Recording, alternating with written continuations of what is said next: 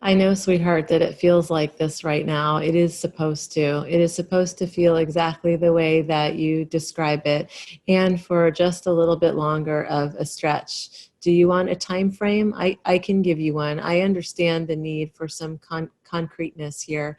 And so I would say 60 days. And while that might sound like a lot, I am not saying 60 days of feeling lost. I am saying 60 days before that which is in the process of revealing itself to you becomes revealed.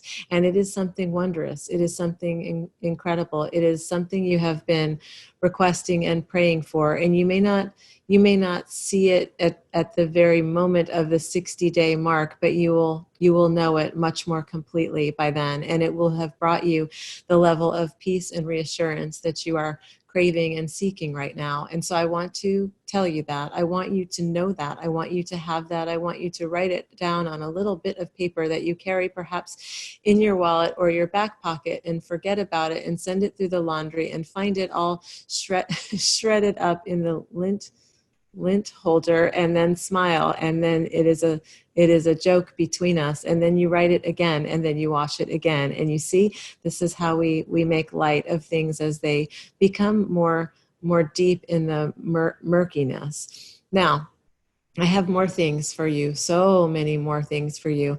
I have sparkly, shiny things for you. I will leave them in your path. You will find yourself unexpectedly, you will find yourself finding these sparkly, shiny things unexpectedly. They will glint, and your eye will pick up on it, and you will direct your visual attention there, and then you will wink and know that it is me. You do not have to pick all of these things up. In fact, I understand it may be ill-advised at this point in time for you to handle too many things, and who knows who has touched them, right? So I also want you to understand that your heart is working on calling forward the right, aligned, loving union that you are most interested in cultivating. This is why it might feel to you as though there is like this span of time, or why you might say it's taking too long, or why you might say I'm tired of this, or something of that nature. It is because the heart, and yours in particular, is so beyond brilliant, so beyond um, powerful in its manifestation powers, that you cannot see what is already coming, what has already been signaled, and what is already in response to your signaling. For things take their own time, don't they? That is why it is called divine timing. So you are in the exact place you need to be. And when you find yourself craving a different scenery, then please know that that scenery is available to you as well. You have found yourself in riding the wave of expectation as it relates to a movement of sorts, a shift in where you plant yourself, and where you offer your energy, and how you experience your location. And please know that this has been paused for very good reason. There are those who are being served by you who can only be served by you. Interesting. And by this I mean that while you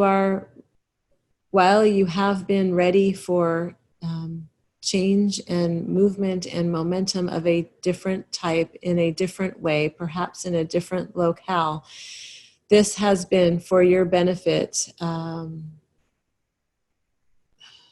held for you, for safekeeping, so that you may serve those that you recognize as needing exactly what you have to offer, in exactly the way and the place that you do, so that there can be completion of sorts. There is a